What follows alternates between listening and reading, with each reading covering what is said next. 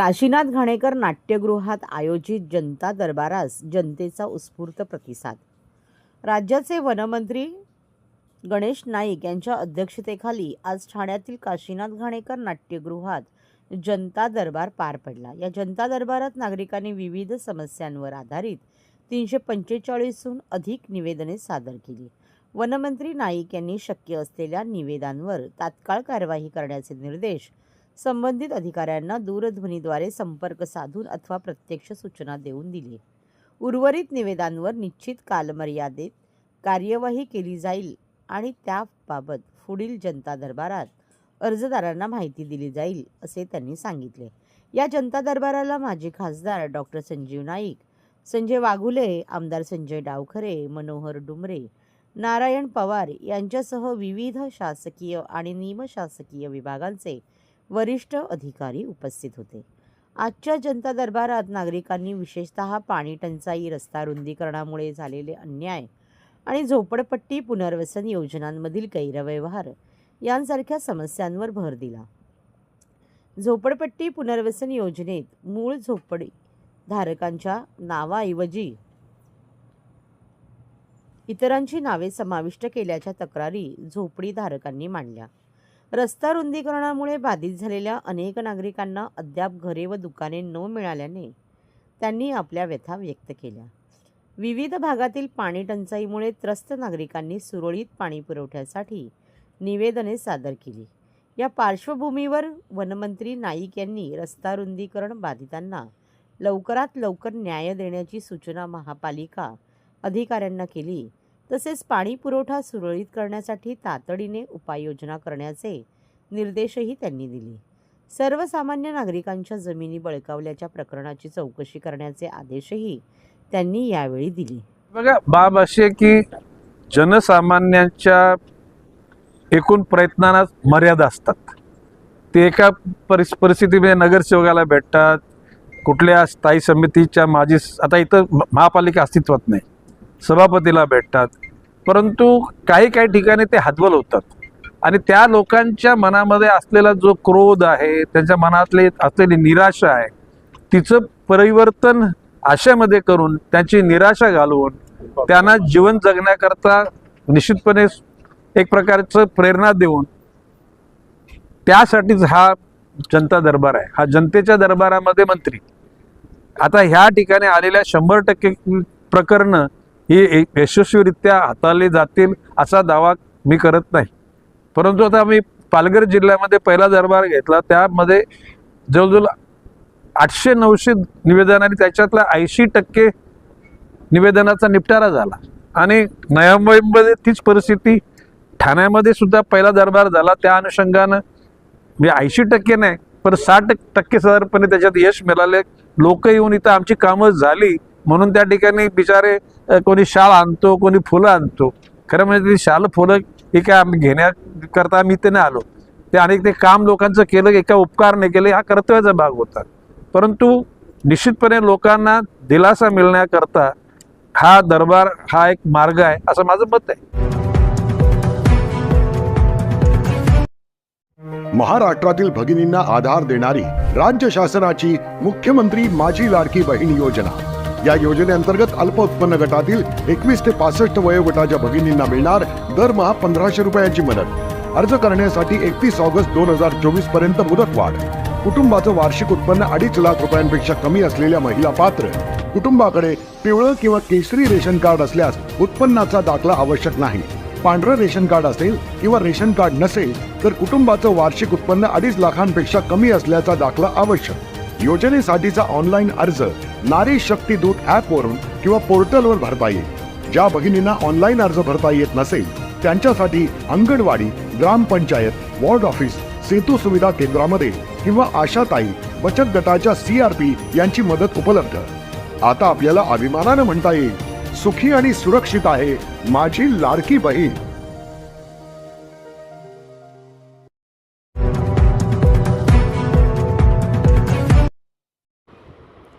ठाण्यातील गावदेवी मैदानात चैत्रोत्सव गृहोपयोगी वस्तूंचे प्रदर्शन व विक्री आयोजित करण्यात आली आहे। विश्वास सामाजिक ऋणानुबंध मित्रमंडळ व सारथी यांच्या संयुक्त विद्यमाने आयोजित चैत्रोत्सव व गृहोपयोगी वस्तूंचा प्रदर्शनाचा बुधवारी गावदेवी मैदानावर शुभारंभ करण्यात आला। यावेळी आमदार संजय केळकर, आमदार निरंजन डावखरे, आयोजक व भाजपचे ठाणे शहर जिल्हाध्यक्ष संजय वाघुले, वृषाली वाघुले, सारथीचे अमोल धर्मे, ऋणानुबंध मित्रमंडळाचे दिनेश मालुसरे, मकरंद मुळे, रंगवल्लीचे वेदकट्टी, सचिन मोरे, संतोष साळुंखे आदींसह मान्यवर यावेळी उपस्थित होते। हे प्रदर्शन 9 ते 16 एप्रिलपर्यंत ग्राहकांसाठी खुले राहणार असून यामध्ये 100 पेक्षा अधिक स्टॉल असणार आहेत। भारतातील सर्वात लोकप्रिय ग्राहक प्रदर्शन असून उत्तम वस्तू किफायतशीर भावात या प्रदर्शनात उपलब्ध केलेल्या आहेत, असा दावा आयोजकांनी केला आहे। उत्सवाच्या माध्यमातून ग्राहकांना उत्पादक, आयातदार आणि व्यापाऱ्यांमार्फत थेट सुंदर उत्पादने ग्राहकांपर्यंत पोहोचवता येतील। या प्रदर्शनात लाकडी सोफा सेट, बैठक व्यवस्था, बेडशीट्स, विविध प्रकारच्या चटई, साड्या, पेंटिंग, विविध आकर्षक मूर्ती, सुंदर फ्रेम्स, घरगुती वापराची उपकरणे, पायाची व पाठीची मसाज करणारी साधने, खाद्यपदार्थ, कलाकृती साकारलेली कुर्ता, ड्रेस मटेरियल, ज्वेलरी, चिनी मातीच्या कुंड्या, इलेक्ट्रिक मोटरसायकल, सायकल आदींसह विविध उत्पादने तुम्हास प्रदर्शनास पाहण्यास व विक्री करण्यास मिळतील। प्रदर्शन 9 ते 16 एप्रिलपर्यंत सुरू असून ग्राहकांसाठी प्रदर्शनाची वेळ सकाळी 11 ते रात्री 9 अशी राहणार आहे। यामध्ये दररोज लकी ड्रॉ काढण्यात येणार असून कला मंदिरतर्फे पैठणी व अन्य आकर्षक बक्षिसे देण्यात येणार आहेत। तरी नागरिकांनी आकर्षक पर्याय आणि रास्त भावात वस्तू घेण्यासाठी प्रदर्शनाला भेट द्यावी असे आवाहन आयोजकांनी केले आहे। तसेच या प्रदर्शनात छत्रपती संभाजी महाराज यांच्या जीवनावर आधारित रंगवल्लीतर्फे छावा रांगोळी प्रदर्शन आयोजित करण्यात आले आहे। या प्रदर्शनालाही मान्यवरांनी भेट देऊन कलाकारांचे कौतुक केले। अतिशय चांगला उपक्रम आमचे भारतीय जनता पार्टीचे अध्यक्ष संजय वाघुले, वृषाली वाघुले, सारथी आणि अन्य संस्था यांच्या माध्यमातून ठाणेकर जनतेसाठी विविध या ठिकाणी स्टॉल उपलब्ध केले। जवळपास 120च्या वर स्टॉल आहेत, खाद्यपदार्थ आहेत आणि निश्चितपणे आता सुटीचा हंगाम सुरू झालेला आहे। लोक या ठिकाणी निश्चितपणे येतील।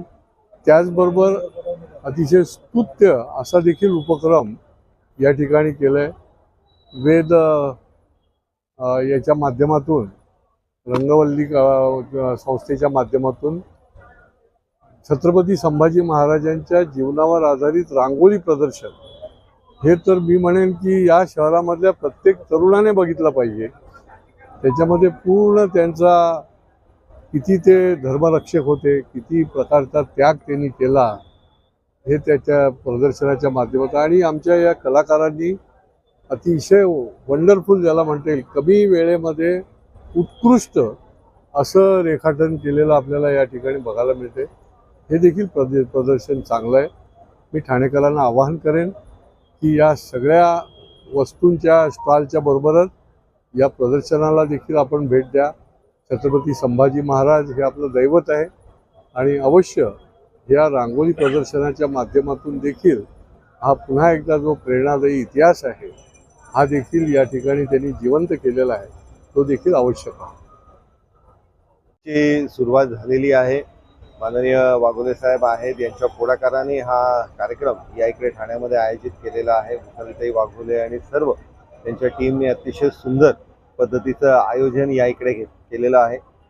मी सर्वच ठाणेकरांना आपण सहकुटुंब या चैत्रोत्सवाला भेट दिलीच पाहिजे अशी विनंती करीन, कारण महिलांसाठी 120 पेक्षा जास्त स्टॉल्स या इकडे खरेदीसाठी, तरुणांसाठी अतिशय सुंदर छत्रपती संभाजी महाराजांची रांगोळी आणि सर्व बाकीच्या मंडळींसाठी या इकडे खाण्याचे चविष्ट पदार्थांचे स्टॉल उपलब्ध आहेत। त्याच्यामुळे या चैत्रोत्सवाचा जास्तीत जास्त आनंद आपण सगळ्यांनी घ्यावा अशी विनंती। नमस्कार। चैत्रोत्सवाच्या निमित्ताने संजय वाघुले सरांनी हे आयोजित केलेलं आहे आणि या ठिकाणी आपण छत्रपती संभाजी महाराजांच्या जीवनावरती आधारित असं एक रांगोळीचं प्रदर्शन भरवलेलं आहे, ज्याच्यामध्ये जवळजवळ 25 रांगोळ्या आहेत. त्यांच्या जन्मापासून ते पूर्ण शेवटपर्यंत, त्यांच्या बलिदानापर्यंत असे चित्र त्या ठिकाणी रेखाटण्यात आलेले आहेत रांगोळीच्या माध्यमातून. आणि यामध्ये इतिहासामध्ये बरेच रेफरन्सेस कमी असल्यामुळे आम्ही थोडंसं छावा नवीन जे चित्रपट सादर झालेला आहे त्याच्यातले काही रेफरन्सेस घेऊन आम्ही रांगोळी सादर करण्याचा प्रयत्न केला आहे. आणि हे सगळ्यांसाठी खुलं असणार आहे 16 तारखेपर्यंत. आणि सकाळी साधारण 11 ते रात्री 9 वाजेपर्यंत हा एक्झिबिशन चालू असणार आहे.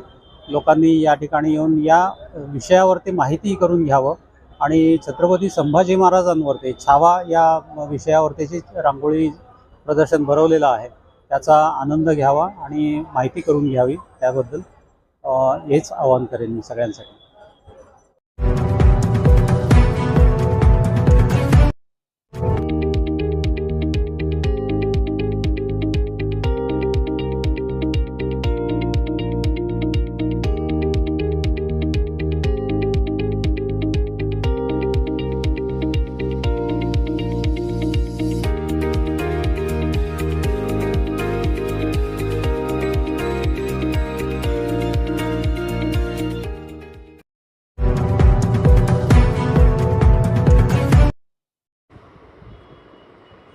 आमदार संजय केळकर यांच्या जनसेवकाचा जनसंवाद उपक्रमाला नागरिकांची रीघ.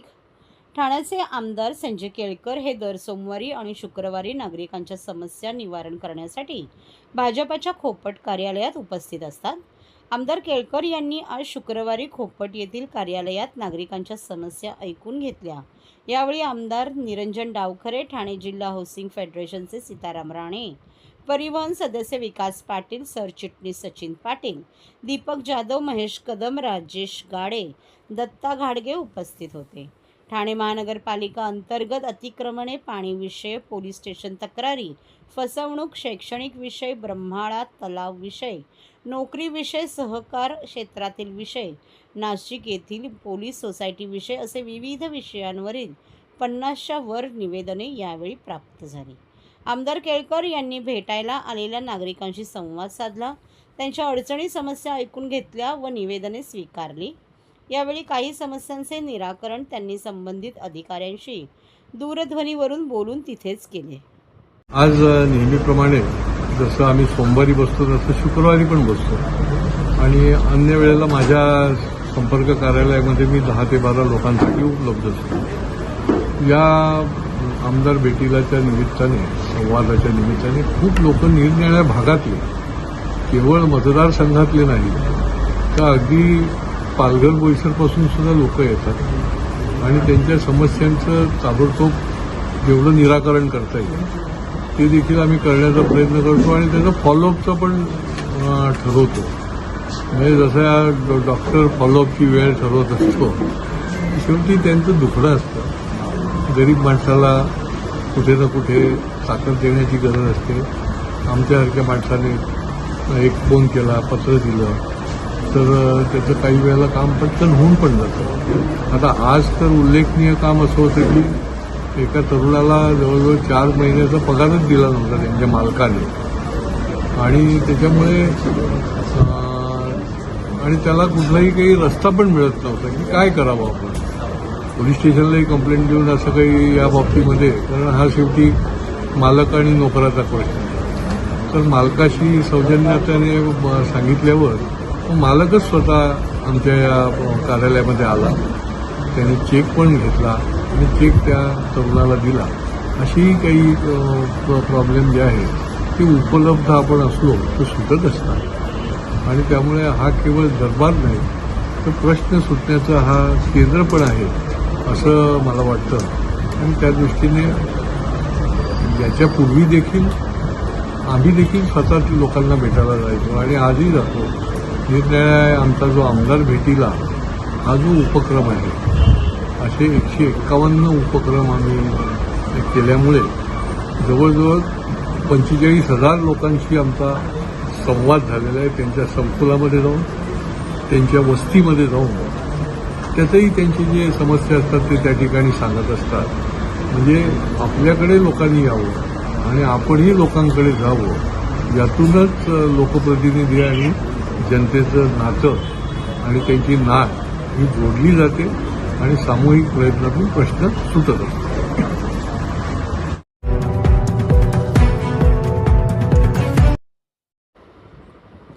TJSBची नवसंकल्पनेतून वृद्धिगतीची यशस्वी वाटचाल, शाखा विस्तार, डिजिटल सेवा व वित्तीय समावेशनाला चालना देण्यावर भर, भक्कम आर्थिक निकषांच्या परंपरेत आघाडीवर. TJSB सहकारी बँकेची नवसंकल्पनेतून वृद्धिगतीची वाटचाल सुरूच असून यंदा बँकेने 252 कोटी ढोबळ तर 185.38 कोटी निव्वळ नफा कमवला आहे. दरवर्षीप्रमाणे लेखापरीक्षित आर्थिक निकाल 10 एप्रिल रोजी घोषित करण्याची परंपरा राखत TJSBने बँकेने यावर्षी देखील आर्थिक वर्ष 24-25चा लेखापरीक्षित आर्थिक लेखाजोखा टिपटॉप हॉल ठाणे येथे गुरुवारी पत्रकार परिषदेत जाहीर केला. यावेळी बँकेचे अध्यक्ष शरद गांगल, उपाध्यक्ष वैभव सिंघवी, बँकेचे व्यवस्थापकीय संचालक आणि मुख्य कार्यकारी अधिकारी निखिल आरेकर तसेच सर्व संचालक व व्यवस्थापकीय सदस्य व बँकेचे वरिष्ठ अधिकारी उपस्थित होते. TJSB बँकेचे अध्यक्ष शरद गांगल यांनी अनेक बाबींचा ठळकपणे उल्लेख केला. गेल्या आर्थिक वर्षात बँकेच्या एकूण 14,588 कोटी ठेवी होत्या, त्या आता रुपये 14,848.64 कोटी झाल्या आहेत. कर्ज वितरण रुपये 7,875 कोटीवरून 8,256.18 कोटीवर स्थिरावले. बँकेचा एकूण व्यवसाय 22,463 कोटीवरून 23,104.82 कोटींवर पोहोचला आहे. ढोबळ अनुत्पादित कर्ज प्रमाण घसरून 3.59% राहिले तर निव्वळ अनुत्पादित कर्ज मागील वर्षीप्रमाणे 0% आहे. शरद गांगल पुढे म्हणाले, देशातील बहुराज्यीय सहकारी बँकांपैकी एक असलेल्या TJSB बँकेने गेल्या आर्थिक वर्षात महत्त्वाचे टप्पे पार केले असून बँकेच्या एकूण शाखांची संख्या 5 राज्यात 149 वर पोहोचली आहे. यावर्षी TJSB बँकेमध्ये citizen cooperative bank limited Goa यांचे यशस्वी विलिनीकरण झाले असून बँकेच्या नेटवर्कमध्ये 6 नवीन शाखांची भर पडली आहे. बँकेने नवीन कोर बँकिंग प्रणाली CBS अंमलात आणून ग्राहक अनुभव व कार्यक्षमतेत मोठी सुधारणा केली आहे. या प्रणालीमुळे व्यवहारांची गती, सुरक्षितता आणि उपलब्धता वाढली आहे. ग्राहक प्रथम हेच बँकेचे धोरण असून भविष्यातील नवकल्पनांचा पाया मजबूत करण्याबरोबरच सहकारी बँकिंग क्षेत्रात आघाडीवर राहणे हे बँकेचे ध्येय आहे. यासाठी आधुनिक तंत्रज्ञान आणि वैयक्तिक सेवा यांचे समन्वयाला आमचे प्राधान्य आहे. डिजिटल नवकल्पना, ग्राहक केंद्रित उपाययोजना आणि धोरणात्मक वाढ यावर आम्ही सतत भर देत असल्याचे गांगल म्हणाले. दरम्यान पुढील वाटचालीत बँक शाखा विस्तार, डिजिटल सेवा व वित्तीय समावेशनाला चालना देण्यावर लक्ष केंद्रित करणार असल्याचे निखिल आरेकर यांनी स्पष्ट केले. 23,000चा टप्पा पार केला आहे याचा आनंद आहे, परंतु कुठल्या पार्श्वभूमीवर, तर अतिशय स्पर्धात्मक अशा पार्श्वभूमीवर 23,000चा टप्पा पार केला आहे. आज जर तुम्ही बघितलं तर ठेवींवरचं व्याज हे बँकांमध्ये जवळजवळ चढाओढ लागलेली आहे, स्पर्धा लागलेली आहे, कोण जास्ती देतो. तर याच्यामध्ये आपल्या बँकेचा नेहमी असा विचार असतो की खातेदाराची सुरक्षितता अधिक, भले आपल्याला ग्रोथ थोडा मॉडरेट असेल, परंतु खातेदाराला खात्री असली पाहिजे की आपले इथे पैसे सुरक्षित आहेत. आम्ही जर 8-8.5% दिला असता तर ह्याच्यापेक्षा जास्ती व्यवहार झाला असता, परंतु आपण पहिल्यापासून त्या मोहामध्ये पडत नाही. आपल्या खातेदाराला खात्री असली पाहिजे की इथे जरी 0.5% कमी व्याज असेल तरीसुद्धा आपले पैसे सुरक्षित आहेत. एक आपण लक्षात घ्यायला पाहिजे की जर आपण खातेदाराकडनं मॉडरेट व्याज दिलं तर आपल्याला जी लोन्स अँड ॲडव्हान्सेस द्यावे लागतात ते आपण कमी दराने त्यांना देऊ शकतो आणि त्याचा विशेषतः जे छोटे उद्योजक आहेत त्यांना फायदा होतो MSMEना. आणि म्हणून आपलं हे पहिल्यापासून धोरण आहे की ग्रोथ दाखवण्यासाठी डिपॉझिट वाढवायची नाही. क्रेडिट कार्ड नाही आहे. बाकी जर तुम्ही विचारलं तर आत्ता ज्याचा मी उल्लेख केला की आपण कोर बँकिंग सोल्युशन इम्प्लिमेंट केलेलं आहे, त्याच्यामुळे ज्या सुविधा कुठल्याही इतर बँकामध्ये असतील ते आपल्या बँकेमध्ये उपलब्ध आहेत. 90% झालेले आहेत, कारण काय आपण जानेवारी 27लाच हा बदल केलेला आहे.